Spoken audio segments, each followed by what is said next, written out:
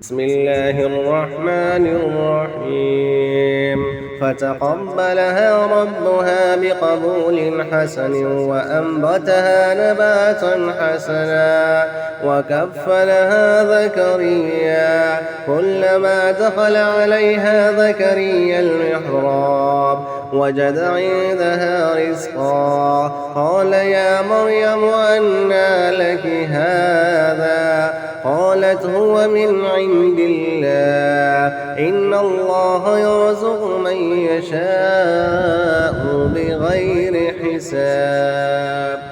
آخر کار اس کے رب نے اس لڑکی کو بخوشی قبول فرما لیا، اسے بڑی اچھی لڑکی بنا کر اٹھایا اور زکریا کو اس کا سرپرست بنا دیا۔ زکریا جب اس کے پاس محراب میں جاتا تو اس کے پاس کچھ نہ کچھ کھانے پینے کا سامان پاتا۔ پوچھتا مریم یہ تیرے پاس کہاں سے آیا؟ وہ جواب دیتی اللہ کے پاس سے آیا ہے، اللہ جسے چاہتا ہے بے حساب دیتا ہے۔ هنالك دعا زكريا ربه قال ربي هب لي من لدنك ذرية طيبة إنك سميع الدعاء۔ یہ حال دیکھ کر زکریا نے اپنے رب کو پکارا، پروردگار اپنی قدرت سے مجھے نیک اولاد عطا کر، تو ہی دعا سننے والا ہے۔ فنادته الملائكة وهو قائم يصلي في المحراب أن الله يبشرك بيحيى مصدقا بكلمة من الله وسيدا وحصورا ونبيا من الصالحين۔ جواب میں فرشتوں نے آواز دی جبکہ وہ محراب میں کھڑا نماز پڑھ رہا تھا کہ اللہ تجھے یحییٰ کی خوشخبری دیتا ہے، وہ اللہ کی طرف سے ایک فرمان کی تصدیق کرنے والا بن کر آئے گا، اس میں سرداری و بزرگی کی شان ہوگی، کمال درجہ کا ضابط ہوگا، نبوت سے سرفراز ہوگا اور صالحین میں شمار کیا جائے گا۔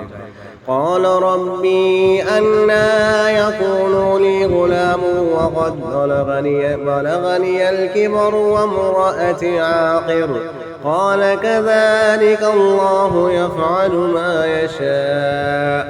زکریا نے کہا پروردگار میرے ہاں لڑکا کہاں سے ہوگا، میں تو بہت بوڑھا ہو چکا ہوں اور میری بیوی بانجھ ہے۔